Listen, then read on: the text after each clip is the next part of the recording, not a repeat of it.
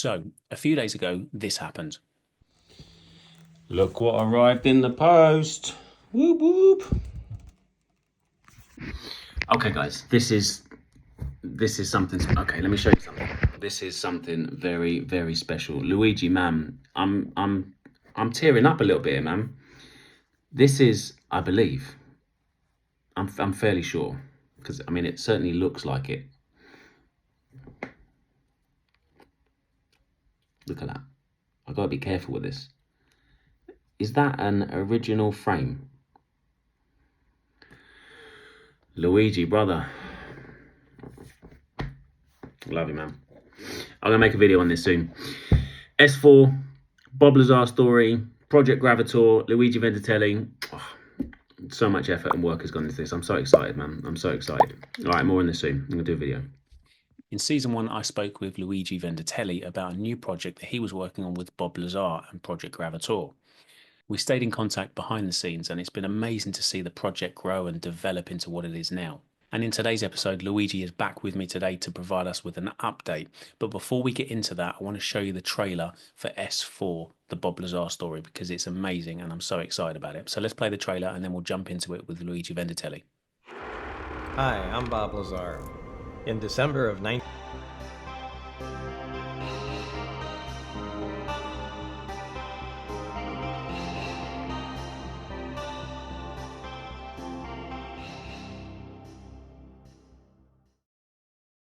How are you, Okay, Jimmy? I'm good, thank you. How are you? Good. Awesome, awesome. Well, I think it's been, let's have a look. It was season one, episode, I think, I want to say like 17. It was November 2023 that we last talked on the Ah, podcast. And I remember back then you were already quite deep into this project. yeah, yeah. And a couple of years later, you're still what a journey. How have you been since then? I mean, it's been a massive, massive, you know, labor of Massive. love, a big task. How's it been? It's been up and down. It's been good, bad, good, bad, good, bad, good.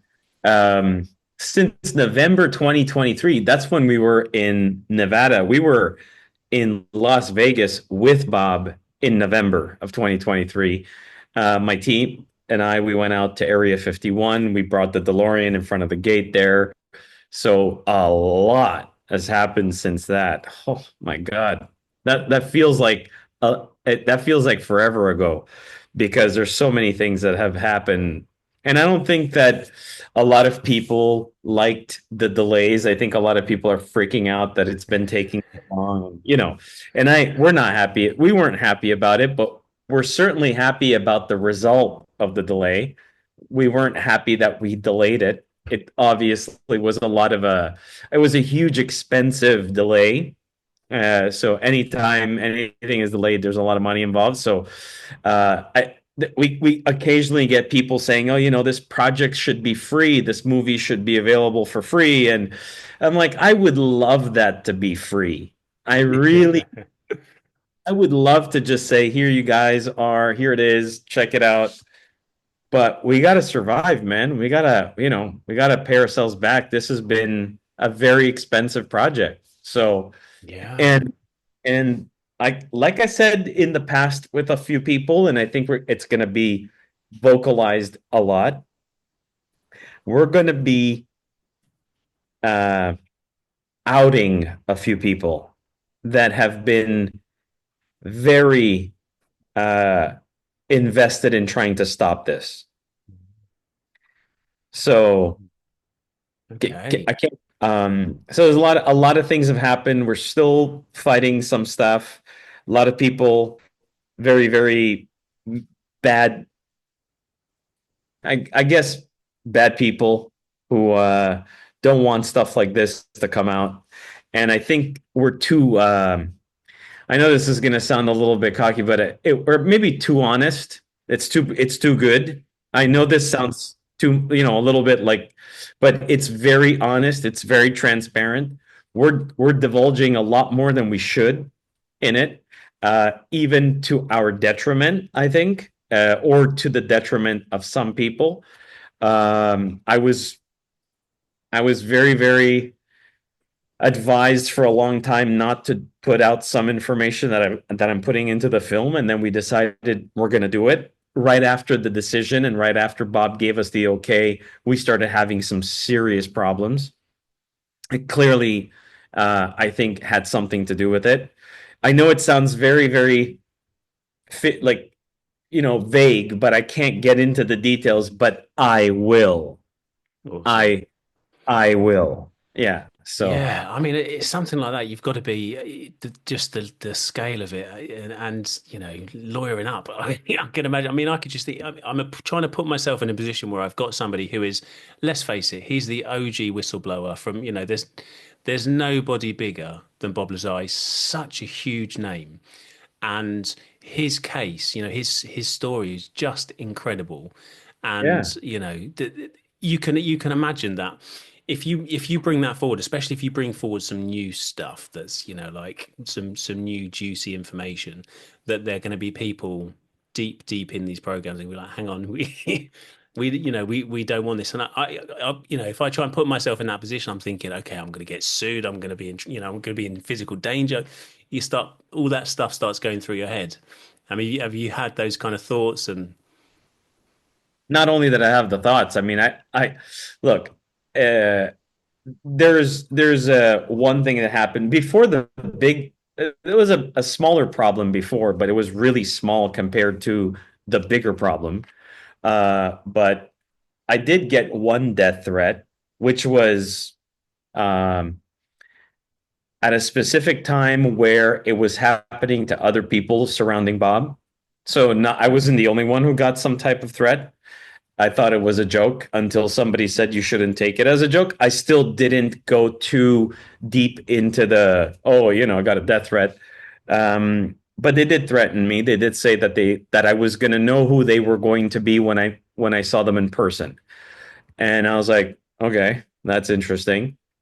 Uh, my background, things I've seen throughout my years, taught me that if you're gonna come after me, don't call me, don't let me know in advance. Just come and do it. Don't let me know in advance. I'm not scared if you do it. If you write me or you call me, it's like you're just trying to intimidate me. So I didn't give it that much thought. But then things got more serious after, and it was I don't think they hurt people anymore physically. I don't think that's really a thing anymore. I think that's kind of like passe. I think we need to evolve to the new world where they try to hurt you differently, which is what's been going on. Uh, we've I've stayed the course. I have a lot of trust that I have more allies than I have enemies.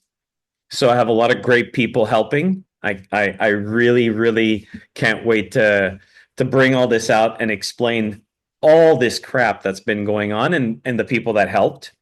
But our film is going to be is certainly going to be one of the first ever of this type.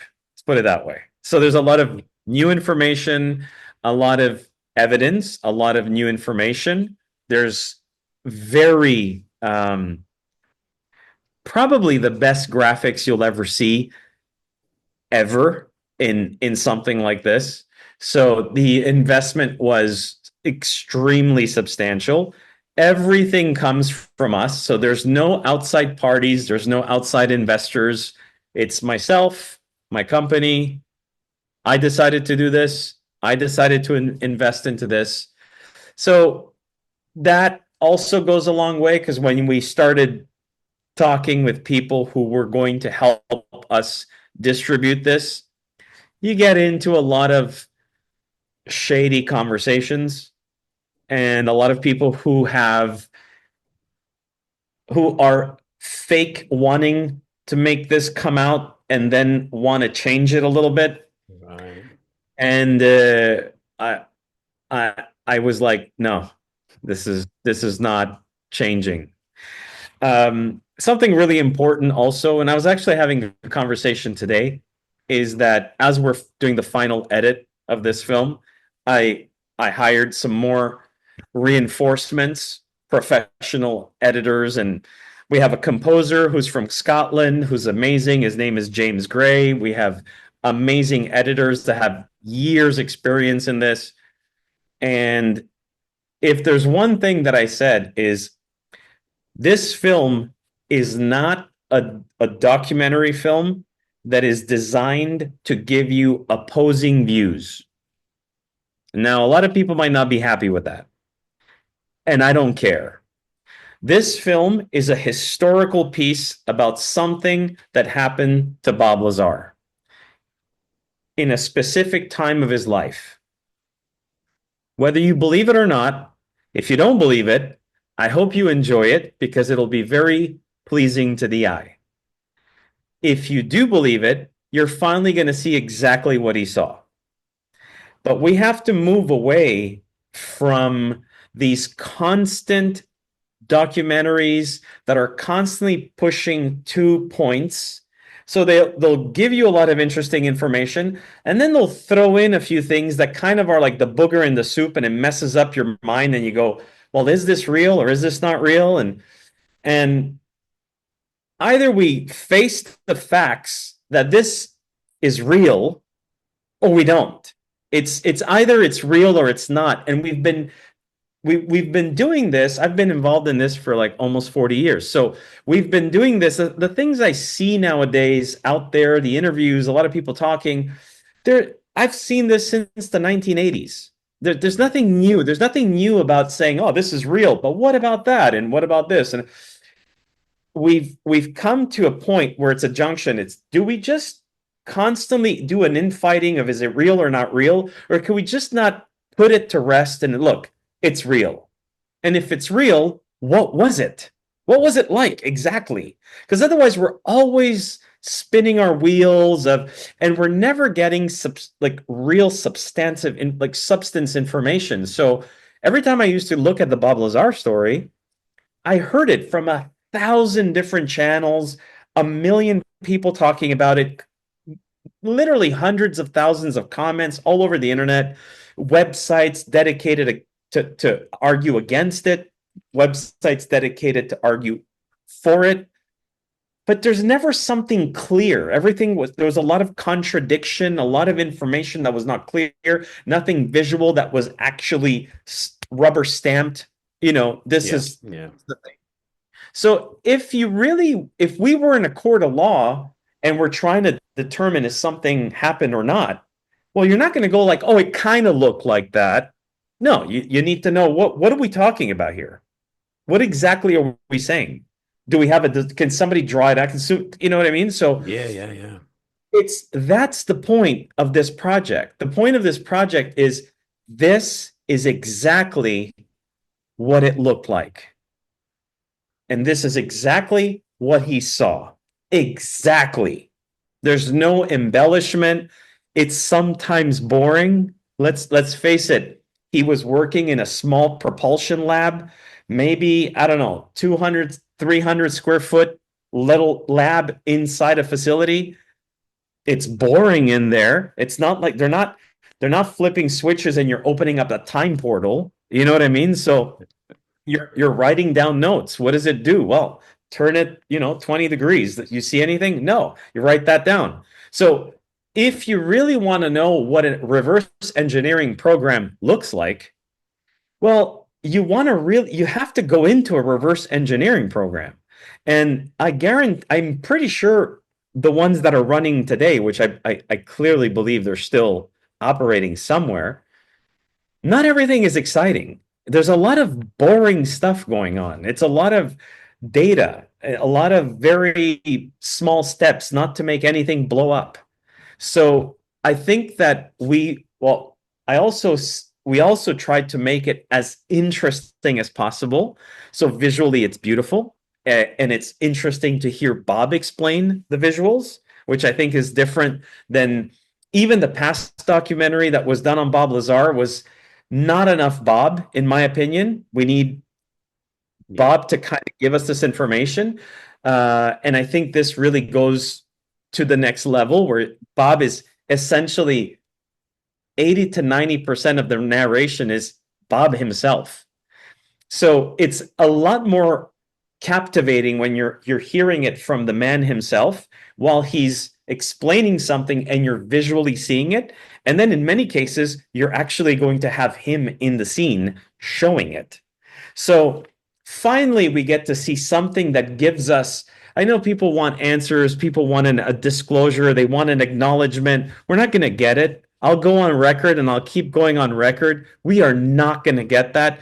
And I hope I'm wrong. I hope everybody slam dunks me into a trash can and says Luigi was an idiot. He was wrong. We got disclosure. That's the most wrong I want to be. Okay?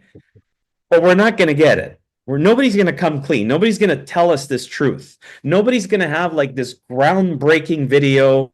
Nobody's going to have the evidence, no matter how incredibly good they are at promoting things.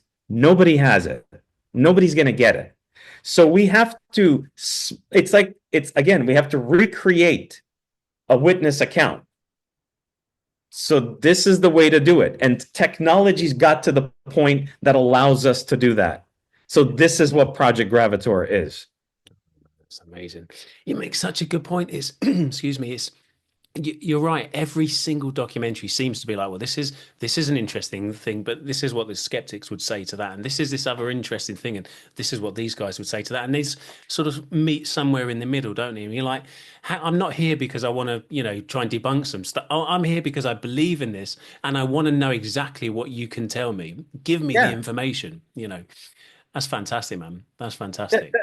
That's the problem, and this is where even the big platforms, will look at this and say, some people like, well, you have to have opposing views, or you have to make sure that or they want drama.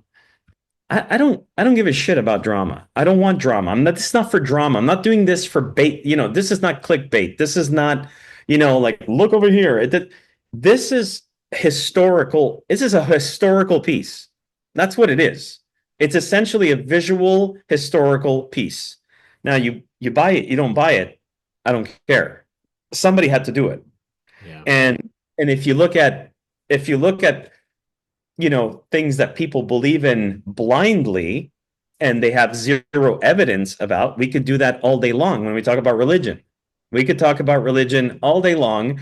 Everybody can say, well, I've been going to my church for the last 50 years. Well, good for you, but it doesn't prove anything. It's just a building with painted stuff.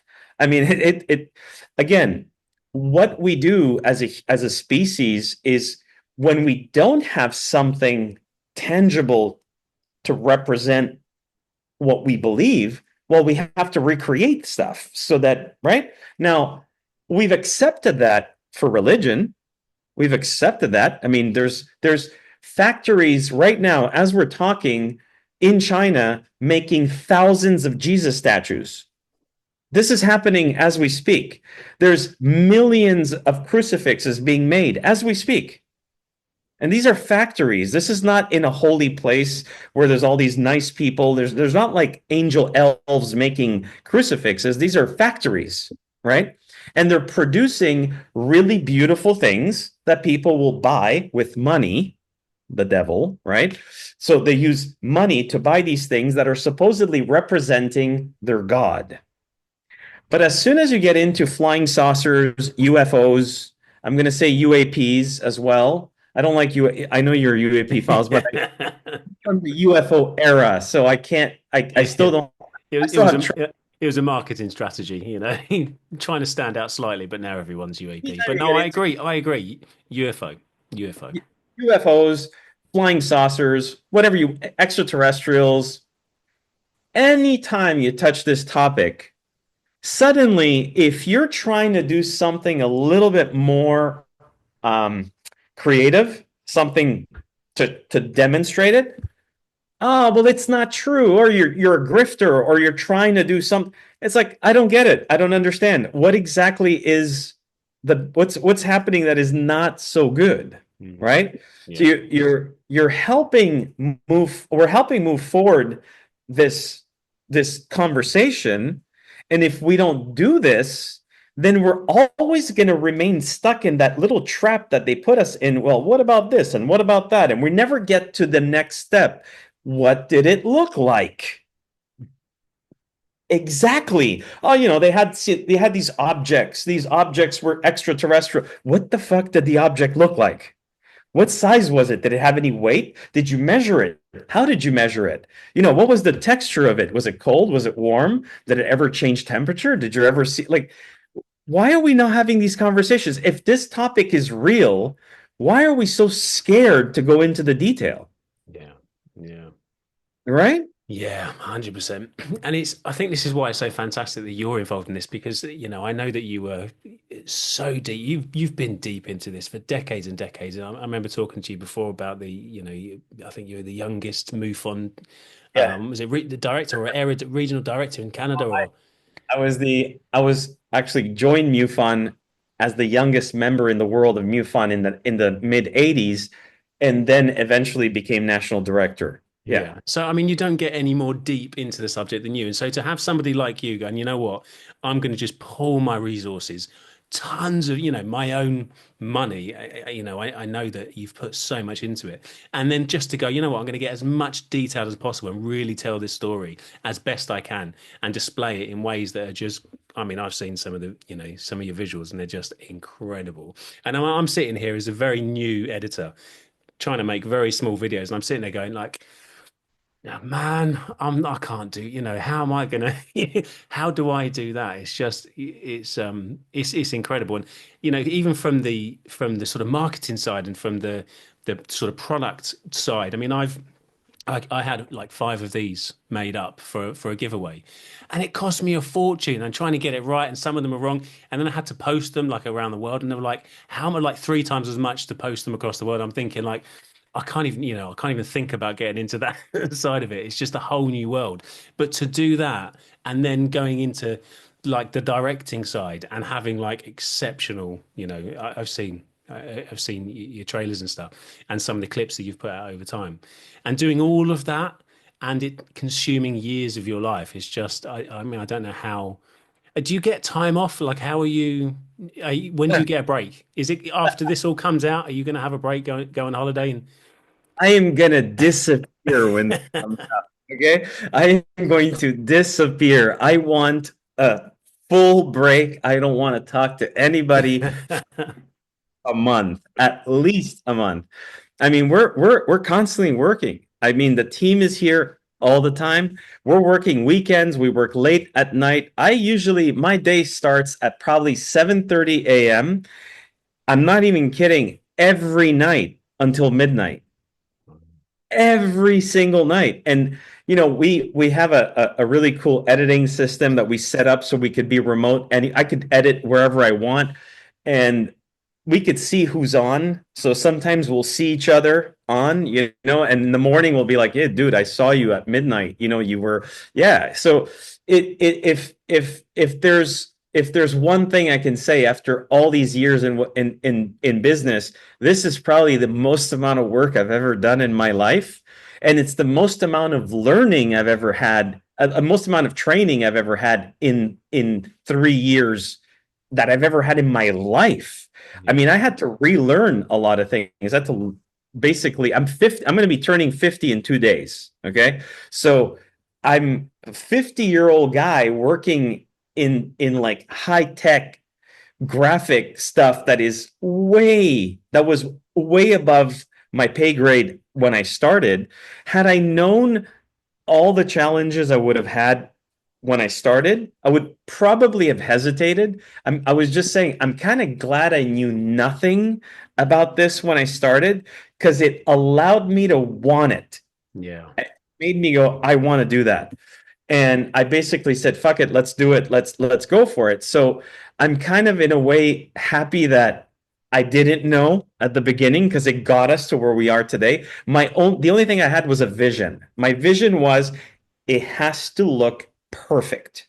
It has to be possible for us to finally tell this story in a way where people can see it and not just hear it. That was my vision. That's it. That's all it was. It was like I want people to see it. And I don't want it to look like a cartoon. And I also, when AI started coming out, I got worried. I'm like, oh shit, what if AI can do what we're doing? Which probably is going to happen in the next few years. But it can't do what we're doing. I mean, we've tested it just to make sure, hey, are we crazy here? Are we spinning our wheels? And luckily we're still ahead of the game in terms of that. I think we're still maybe a year and so ahead of the game in terms of some technological achievements that we've managed to get. But a year in technology is a long time. So, and so as we were looking at this, I was looking at this. I'm like, God, there's no other way to do this. We have to do it this way, and it takes hours and hours of pure dedication. And I was very proud of the trailer when we got the graphics. For me, it was like a moment where every time the team and I would sit down and we would have all these shots, we would create all these shots. There was always a few that I went like, yeah, like, and the guys were like, it's fucking great, and I'm like, could be a little better. And so I was like, to the point where some people, were saying, hey man, it really is, it's really good. You got to stop. But I still wasn't happy until we hit a certain point, and it was not long ago that we finally had 100% ratio on every camera angle, every lighting option. Every time we looked at it, we went, absolutely. Like, I'm sold. And that was a big moment, because for me, it was like, that's it. We're conveyor belting this thing out. Like, we're going to be pumping out massive graphics now. And that's what's going on. So the film has been almost 3/4 edited, but there's like a million inserts that we have putting the new graphics in to replace all the old ones. And I promise the audience, it's gonna be really cool. It's something that I don't think a lot of people have seen before. And I'm not trying to like oversell it. It looks that good. Yeah, I mean, from talking to you, and we talk behind the scenes as well, and I've followed your stuff on social media and the bits and pieces that come out. I can see that it's different. It's very different from what we're used to, and it's going to be very unique, very, very, very unique. But it's not just. So, can you talk us through, because it's in part. You've got parts of you've got. I know obviously the film. But you've also got like a virtual reality, or is it augmented reality? I'll never quite get it right. But can you sort of talk us through the different aspects of So the yeah, project? that's actually important, and it's actually good that we talk about it, because at the very beginning, I think we very loosely, I loosely said things that I think had confused some people for a while. And so very clearly, the project is the whole project is called Project Gravitaur. Project Gravitaur is the umbrella project. Within Project Gravitaur, there's a documentary film called S4, the Bob Lazar Story. That's a documentary film that will have what I've been talking about, beautiful cinematics. Following our documentary film, a few months later, will be the launch of our virtual reality experience called S4 The Experience. And that will be essentially the opportunity for everybody not only to see S4, but to experience it. You either can watch it, it'll be very versatile. It'll be designed so that it could be viewed if you had your cell phone and you downloaded it and you just wanted to walk around like a place and look around, you would only see it on your screen. So you can literally walk through S4, open doors, click buttons to open doors. If you're not have the goggles, you could go into rooms. You could literally roam around S4 at your will.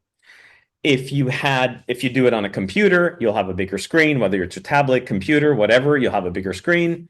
And if you have the VR goggles, which is the one that we recommend, you put on the goggles and you can either have the experience sitting down with goggles on a swivel chair and you just click buttons to pretend that you're walking, Or if you're in a gigantic place, because it's big, you can literally walk around. Now you just have to make sure you don't smash into whatever is in your room, or so that's something that, so the VR experience is going to be this hyper realistic, super intuitive, and very educational experience where you're not only going to be walking around, but you could click a few things that you can actually have Bob Lazar explain to you where you are and what you're doing.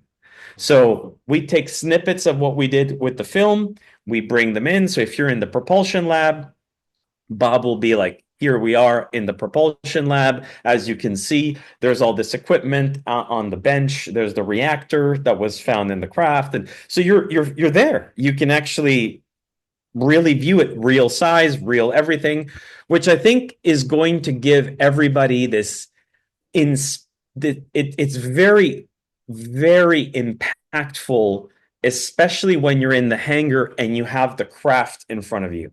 No matter how many times somebody says 52 feet in diameter, no matter how many times you'll see it on a television in the hangar, it's never as impactful as if you're standing right next to it. And I think that's going to have a huge, it'll have a huge impact on people, because you'll finally get to see first of all, what this flying saucer looked like. And you'll also, if you're seeing it on the screen, it's different. If you're seeing it on a print, on a poster, whatever, it's different. But when you're actually in the hangar, you've got the goggles on and you have the craft in front of you, 52 feet speaks wonders. It's because now you're not thinking, you're not looking, you're actually standing next to it, and it's real. Everything's real size. So whether you're 5 foot to 6'5", height is a foot and a half difference. Not going to make that big of a change in terms of perspective. So you'll actually see what this thing really looks like. You'll see the reversed American flag on it. You'll see the size of the hangar. You'll see the equipment they had in there. You'll be able to go inside the craft, which is insane, because that's, I think, is going to be one of the most important things for people to really see. Is a lot of times people say, well, if it was 52 feet, why did Bob say it was tiny in there? Well, it's because it's very low in there, and you have to be in the craft to understand that. I mean, it's a slanted roof. I mean, your ceiling is slanted. It's curved. It's a disc, and we're usually, as humans, we're usually between 5 to 6 feet. Whatever is piloting those things, or was piloting those things, was not even 4 feet. So you have to consider it's totally designed for something that's smaller. So you're going into this craft, you have to crouch down or get on your hands and knees, which I think is an experience in itself, because now suddenly you're understanding the environment. Once you get closer to the middle, you see how small the components are compared to human size. When you stand, you can actually stand up in the middle of the craft. When you stand up and you look down, you're seeing the size of the components, and it's clear it was not made for somebody our size. And there's elements to what Bob said back in 1989 and back in 1990 that oftentimes got criticized. I read all the criticism. I really spent a long time reading all this. And a lot of times I wanted to see for myself. I mean, everybody wants to see for themselves. So of course I built it. So I wanted to go and visit it myself. I want to understand. And I look back, well, I see I'm in it myself, and I'm experiencing it personally. And then I go back and read what Bob said, and I'm like, he didn't have a 3D experience. He didn't build the craft. He didn't have it. Either he actually was there, or he has the most precise, vivid imagination in human history. And because there are things that he had said that you really have to be in the craft to figure out. And so to me, it was like almost a confirmation of truth, because I'm like, there's no way he would have known this. Yeah. Because even I was surprised at some things, and I built it. I mean, so the VR experience is going to give people a much more um, substantial experience of what was witnessed by Bob Lazar. And then so you have the film, you have this VR experience where you can visit all these things, and then finally there's going to be this illustrated book that's going to be the illustrated book on S4, which will also be animated. So I don't know if you saw our animated poster, if you made it work, right? So there's going to be a lot of cool stuff that's going to be added to that link as we go on. But the same animation feature that you would have seen on the poster is going to apply in our book. So whenever you open the book, there's going to be one QR code, you scan it, and then every page is a beautifully printed image of whatever we're talking about. And if you just put your phone to it, it'll come alive. So those are the three main products of Project Gravitaur. And so I look forward to all these things to roll out, and so that we can have different conversations from that point, because then it suddenly becomes not only the story of Bob Lazar, but then you have all this visual accompaniment that then you'd be like, oh yeah, now that I saw this, I have a question, or I want to know more about this, and it'll be a much more engaging conversation. Yeah.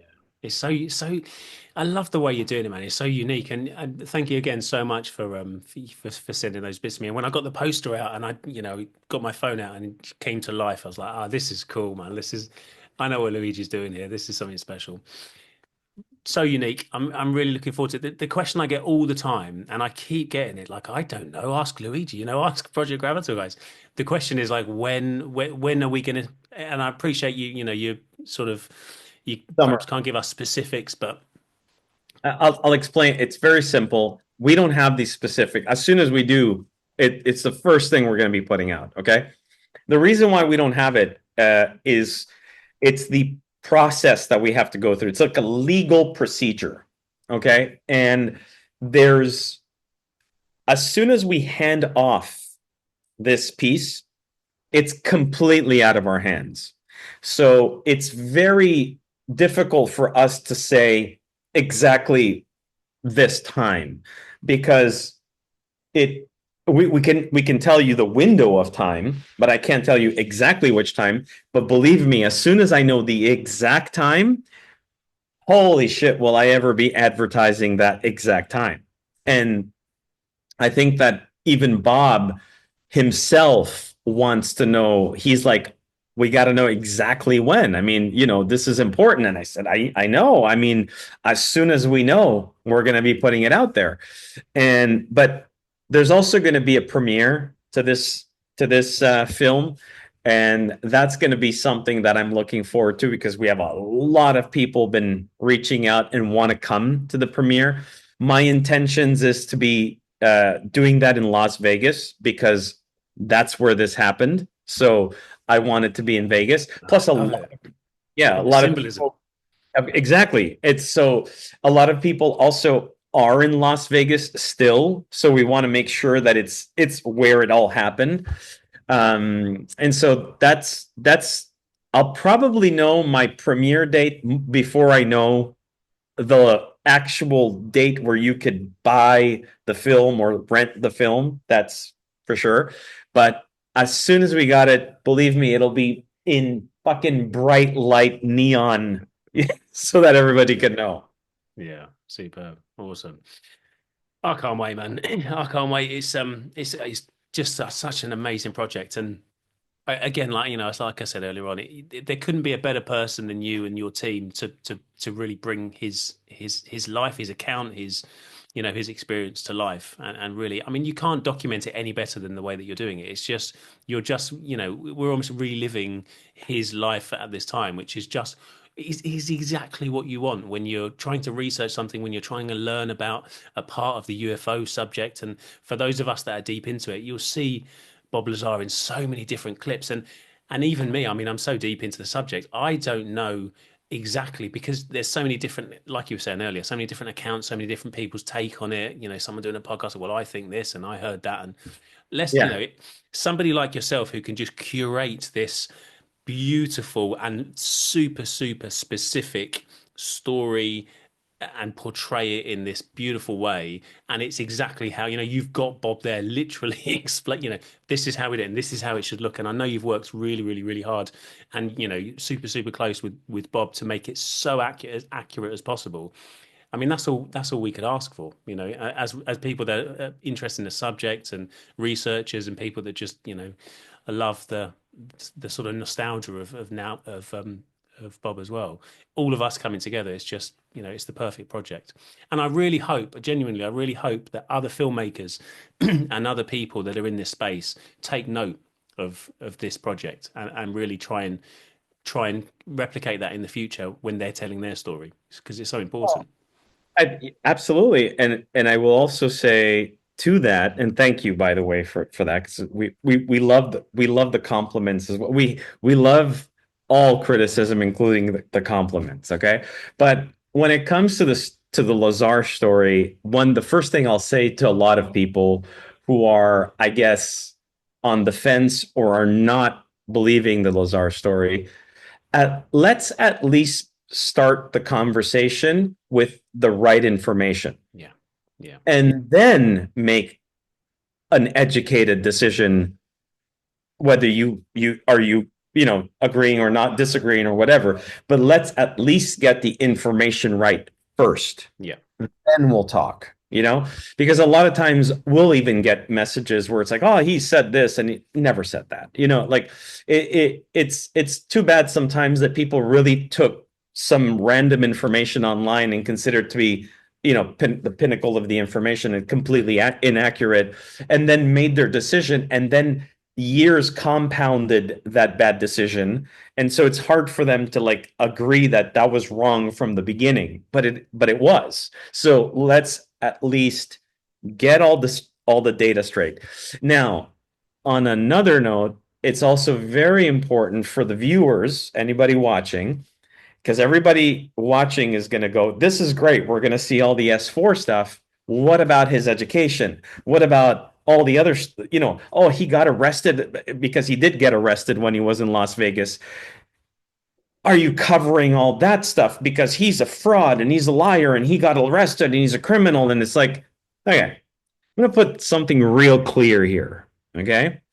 First of all, that part of his story has been grandly miscommunicated out there. But I will also say that, yes, he did get arrested. The reason and the conditions to that arrest and to what they accuse them of, if you even pay attention just a little to some of the investigative work that was done by George Knapp, you'll understand that a lot of the accusation was actually not accurate. So there's a lot of things there that are like completely wrong. Now, I know there's haters going, what are you talking about? I looked into this and blah, blah, blah, blah, blah. And then there's the ones that say, well, if he got arrested, then everything is horseshit. Really? Really? Is that it? So as soon as something like that happens, everything has to be thrown out. So if a person got arrested, and I know many people in the world who got arrested, holy shit, did a lot of people get arrested? Does it mean that all their life is all because of that? What did they get arrested for? Okay, because that's also very important. And what was the reasoning behind it and what was happening in his life at the time, especially in this extremely controversial topic where they're trying to shut down a whistleblower? Really? The government is trying to stop a whistleblower Think about that for a second. Okay? He's exposing a fucking huge secret. You think maybe that has something to do with it? Just fucking maybe? No? At all? Like, Yeah. you mean Lazar was completely fabricating this story? And all these people coming out today saying the exact same thing Lazar says, but they never say his name? So he was right 36, 37 years ago, but he made it all up, and now because he got arrested, it's complete bullshit. But these guys who said it years later, they're right, because they have credentials that work for the government. Okay, I agree, but what about the guy who said it first when it wasn't popular? Today, if all these whistleblowers come out today, by the way, I'm not impressed. By the way, I have to say something to all the whistleblowers of today. Totally not impressed. You were involved in this years ago. None of you fuckers ever came out to talk about it because you knew you were going to get creamed in the public. Bob did that when everybody on the planet was going, "Are you fucking kidding me?" This was the most non-popular subject ever back in 1989. Anybody who associated themselves with anything like this in the 1980s, you were nuts. I was considered nuts. I was considered one of those fringe conspiracy theorists that believed in Bigfoot and believed in all sorts of crap. All the new ones coming out are doing that with a certain degree of comfort that the public is open to it. So you're still going to be able to get on a date. You're still going to be able to have a normal life. You might still keep your job. In fact, they might, throw a party at the office if you came out with something like this. Back in 1989, when he did that, you would lose your job. You would probably get divorced. Your friends wouldn't want to talk to you. Your family would not invite you over for Christmas because you were insane.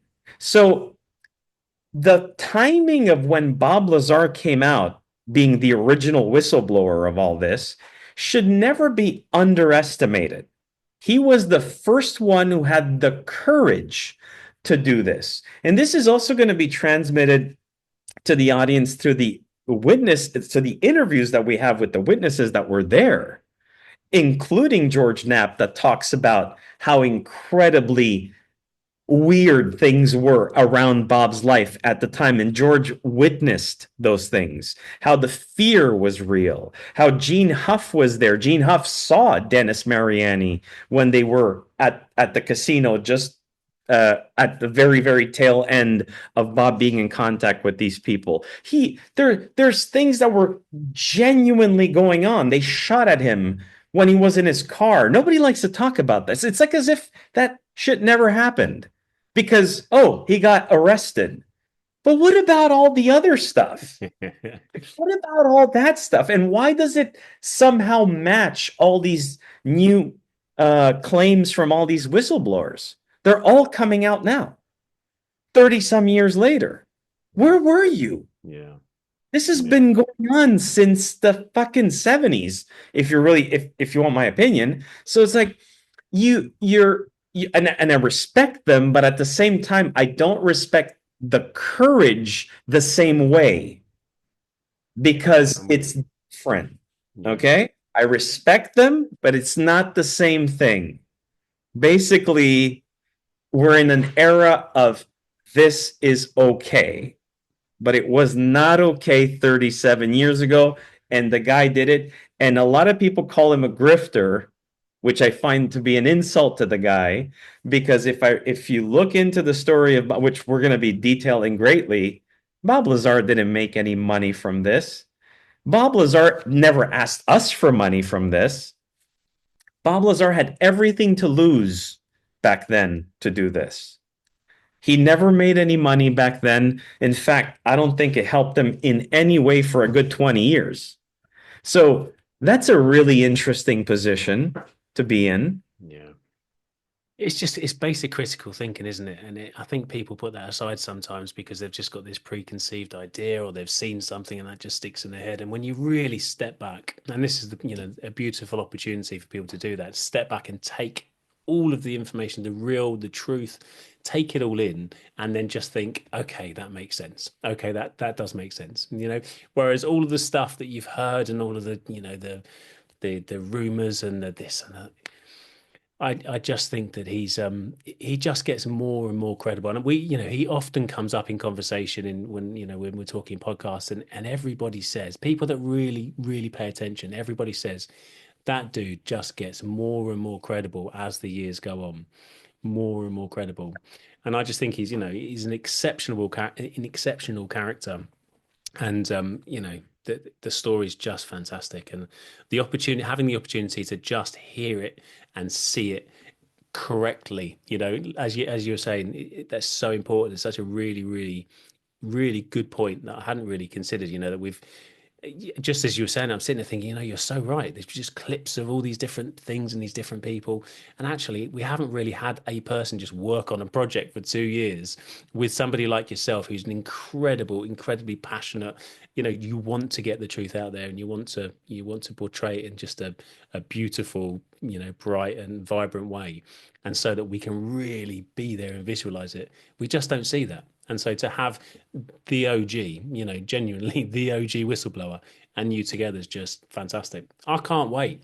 I really can't wait. Luigi, I'm conscious that I've taken up a lot of your time, Oh, and it's dude. your and that you're still deep in the process, and you've got lots to do. So look, it's been fantastic talking, man. And again, thank you so much. I was hoping to put my poster up on the wall. I was trying to find a frame big enough for it. I went to the shop. I went to the shop earlier. I'm like, okay, I'm gonna have to order one in. Yeah, Yeah, it's a movie size poster, so it's a little bit bigger than the traditional. yeah, Yeah. yeah. I'm gonna get out. I'm gonna get out very soon. Jimmy, keep in mind that whenever we do the premiere, it'll be in Las Vegas. If ever you get on a plane, you're more than invited to come out. I so All so right. I so appreciate So, that, man. yeah. So Awesome. keep that in mind. Thank you, man. Thank you, Yeah. I Luigi. appreciate it. Yeah. It's a pleasure, man. It's always a pleasure. And we'll talk again very soon, I'm sure. And I can't wait. I'll keep my eye out, and we'll share the stuff because I want everyone to know about it, everyone to see it. Awesome. Thank you. Yeah. Nice one. Take care, Luigi. Hey, man. Speak soon, Take care. man. Bye now. We'll talk Bye. again. Take care. Bye. Cheers.